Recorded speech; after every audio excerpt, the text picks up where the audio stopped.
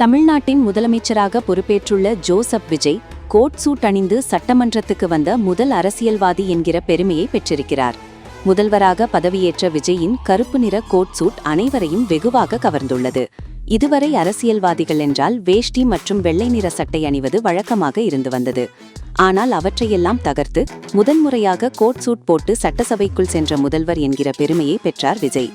இந்த coat suit நம் நாட்டு உடையில்லை, நம்முடைய பாரம்பரிய உடையான வேஷ்டி சட்டை அணிந்து விஜய் சட்டமன்றத்துக்கு செல்ல வேண்டும் என்கிற கமெண்ட்டுகளும் தொடர்ந்து வந்த வண்ணம் உள்ளன.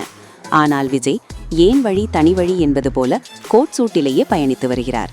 விஜயின் இந்த கோட் சூட் பற்றிய சுவாரஸ்ய பின்னணியை தற்போது பார்க்கலாம்.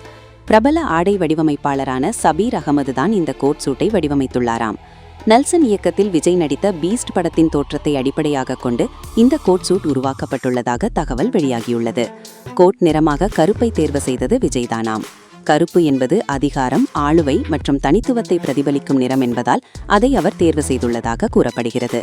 விஜயின் உடலமைப்புக்கு ஏற்றவாறு ஃபிட்டாக பொருந்தும் வகையில் கோட் சூட்டை சீர் செய்ய மட்டும் 2 நாட்கள் எடுத்துக்கொண்டாராம் ஆடை வடிவமைப்பாளர். தமிழ்நாட்டு முதல்வர்கள் பின்பற்றிய வேட்டி சட்டை பாரம்பரியத்தை உடைத்து விஜய் கோட் சூட்டில் முதல்வராக பதவியேற்றது கவனம் ஈர்த்துள்ளது. விஜய் முதல்வராக பதவியேற்ற பின்னர் ஒரு சூப்பரான விஷயத்தை செய்தார். நேற்று தமிழ்நாட்டின் மூத்த அரசியல்வாதிகளான மு.க. ஸ்டாலின், வைகோ, அன்புமணி, சீமான் ஆகியோரது இல்லங்களுக்கு சென்று அவர்களிடம் ஆசி பெற்றார். விஜயின் தமிழக வெற்றிக் கழகம் ஆட்சி பொறுப்பில் அமர்ந்தவுடன் பல்வேறு அதிரடி நடவடிக்கைகளை மேற்கொண்டு வருகிறது. அதில் முக்கியமாகதாக இன்று 717 டாஸ்மாக் கடைகளை மூட உத்தரவிட்டிருந்தார். பள்ளி, கல்லூரி, கோவில்கள் அருகே உள்ள இந்த 717 கடைகளை அகற்ற விஜய் உத்தரவிட்டுள்ளதற்கு கமல்ஹாசன், பிரேமலதா உள்பட பல்வேறு அரசியல் கட்சியினர் பாராட்டுகளை தெரிவித்துள்ளனர். இன்னும் சில தினங்களில் விஜயின் தமிழக வெற்றிக் கழகம் சட்டமன்றத்தில் பெரும்பான்மையை நிரூபிக்க உள்ளது குறிப்பிடத்தக்கது.